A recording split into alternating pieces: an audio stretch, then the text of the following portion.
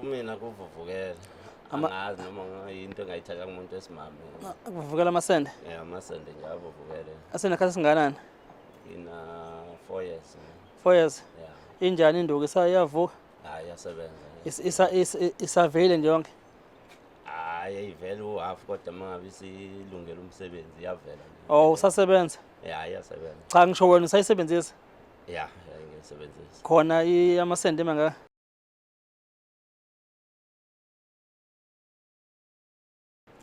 Sanibona ngane zawethu sanibingelela South Africa kuphi na ku Brand khona nibele umduduzo wamkhwanazi. Sivela kwenhlangano ebizothithuleleni kodwa ke senibingelela ngaphansi kwengosi esihloko sithi abantu bayagula la ngaphandle. Siyanjelwe ke namhlanje ke umfowethu onenkinga yokugula nesifo sobudoda uzosho ukuthi ke ngabe yini inkinga yakhe. But nje after senze udaba likamfethu uNtando baningi abantu asebevela banenkinga ezifanayo ebecela usizo ngale nkinga ukuthi bakwazi ukuthi balekeleleke kulesi sifo sibaphethe zokugula ngaphambili. Kungebona ke bodwa behlisa labesifazane bayafila nabo banenkinga ohlukana nanezingane but ke sizozwa ukuthi ubafu ukhala ngani. Mntaba sakubingelela mfethu. Yebo sawona. Kunjani bafu? Ngiyaphila. Ngiyaphila mina ngumduduze igama. Kusibona mina ngwathi. Ke bafu. Ekhaya kuse high flats kade. Okay. Yeah. Ukhala ngani bafu? Ngibe nenkinga ngathi inkinga shuthi nami ngize ngayisukumela sengibona umfowethu lo wavela. Yes kodwa ngiye ngabe ngivele ngisukumela eqaleni ngihamba nje abantu bagcina ngokuya ngithi ngesibhedlela. Ngabona khona ngathi nakhona usiza ngithola. Ngibona ukuthi ngathi ngalandela la umfowethu lo sevelile uNtando. Kwenzakalani mfethu? Angazi noma ngiyayikho. Hayi khuluma ndoda. Ngiyazi kuthiwa lesifo senu lesi abantu abasenzayo bakhuluma bathi abantu abafaka ikhanda lemvu yabo. Kuthiwa noma ufa ngithi nemvu ibona ngisho inqoma imvu uthi ayikhala ifana nembuzi yabo. Wangicela kanjalo umuntu athi ngimbona wathi hey kufaka ikhanda lemvu lapha ukuthi kuze ukufa kokudla uthi mawukhuluma ukudla osekuqedile vele ukufa. Wathi omunye lento angazi mayihlanganiswa igaywa ngaphandle ehlathini lapha abasuke beyigaya abathakathi laba bakhulumi bagaya nomunye masekuthathwa kwakho nawe uthathwa kwakho phuma ubhekele nawe uphuma ubhekele nalo ilumbo lakho leli angithi yabo ngoba kuthiwa khulunywa. So ke njengoba ngithi nje bafo njengamanje unami yabo. Yes. Ngithi uyagula. Yeah. Noma ngayindodela ngathi kudokotela bewathi khuluma noma yini kudokotela. Yeah kuba lula. Njengamanje ngasikhuluma njengamadoda bafo kumina sikwazi ukuthi sithole usizo bafo. Yeah. Ngiyazi khona amahloni akhona kodwa ngicela uqine bafo sifuna usizo. Yeah. Aziyeke bafo. Kumina kuvuvukela. Angazi noma into engayithatha kumuntu wesimame. Kuvukela amasende. Amasende nje avuvukele. Asenekhathi singanani? Ina 4 years. 4 years. Yeah. Injani induku isayavuka? Hayi yasebenza. Isavile nje yonke. Hayi ivela uhalf kodwa mangabe isilungela umsebenzi iyavela. Oh, usasebenza? Yeah, iyasebenza. Cha ngisho wena usayisebenzisa? Yeah, ngiyisebenzisa. Khona amasende mangaka? Yeah, kuyenza. Okay. Mana-ke mfethu anjani kubuhlungu kuba njani? Ubuhlungu abukho kuyinto nje eqinile isolid ngaphakathi. Because ngeke ngisho ukuthi imanzi uma uthinta kanje kuyazwakala ayikho into engathi imanzi. Yes uqinile nje.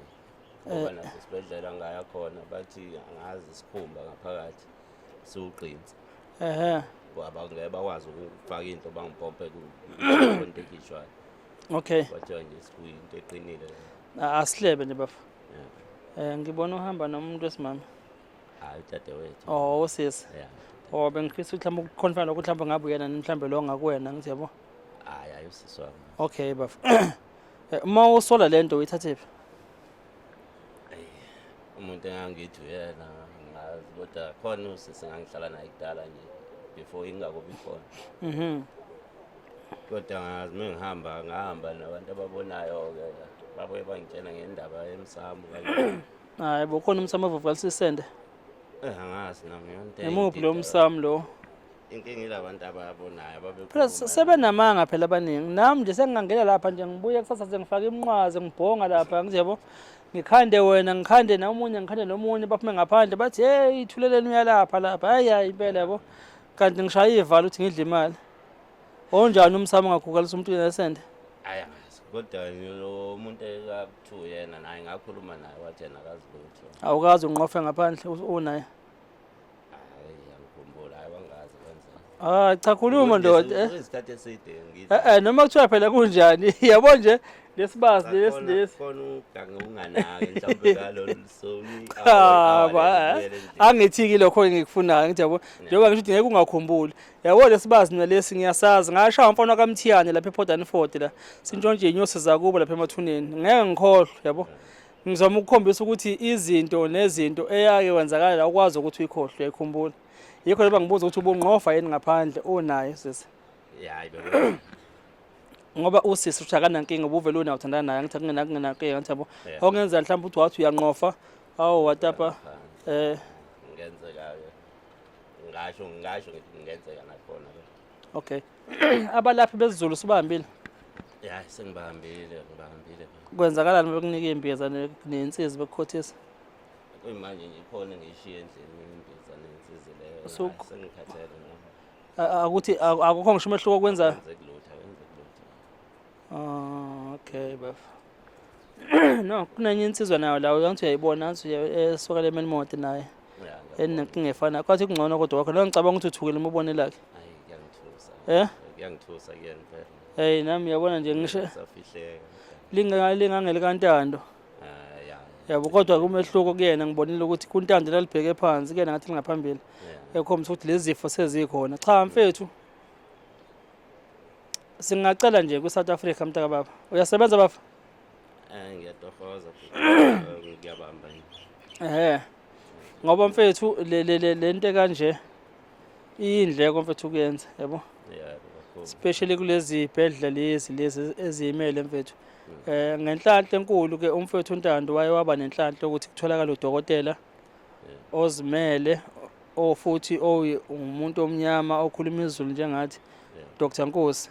Okuyena wakwazi ukuthi lento uzoyihlinza ngithi yabo ngoba ukukhuluma bekukuningi ukuthi ilumba lihlinzwe yabo nothi ukuthi ngoba uhulumeni sho ukuthi uhulumeni naye ke mhlambe ngenze ukuthi odokotela ngempela seqopheleni njengelikakhe ubaba Nkosi mhlamba sazi ukuthi bayashoda yini noma sothi insizwa ngoba neinsiza zikhona khona izibhedlela ezinkulu la ngithi yabo but ke yikho ngoba ngithi mhlambe ngenze ukuthi bazothi bahluleka ngoba nakuNtando kwakunje ngoba usho njengoba bethi nibathi inyama ekhona ngaphakathi iyo le yakhishwa kuNtando.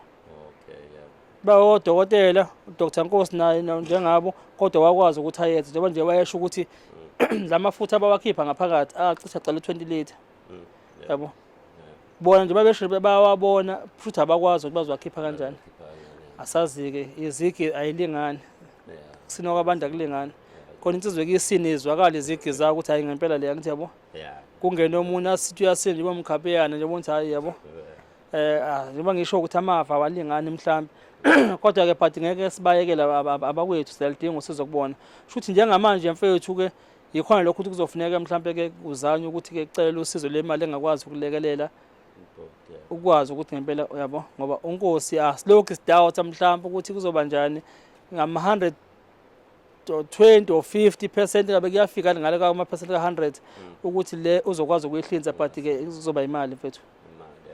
Yebo kuzoba imali. Ngicela usizo kakhulu. Ngoba ukhona omunye udokotela naye ngike ngavela kuyena.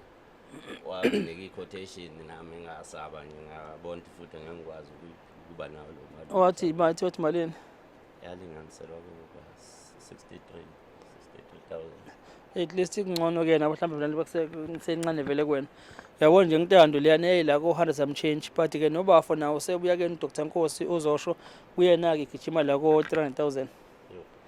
Not just ukuthi quotation yathole ngqo uDr Nkosi angithi yabo ukuthi umhlinza kuzoba imali enjengaleyo. So mfethu ngicela uyicele mfethu kubantu South Africa ngithi abangakwazi ukulekelela mhlambe nabo odokotela abangakwazi mhlambe ukuthi bathi bona bangavolunteer bakulekelele njengoba uNtando waba nalihle njengaleyo. Ngicela ucele mfethu usizo.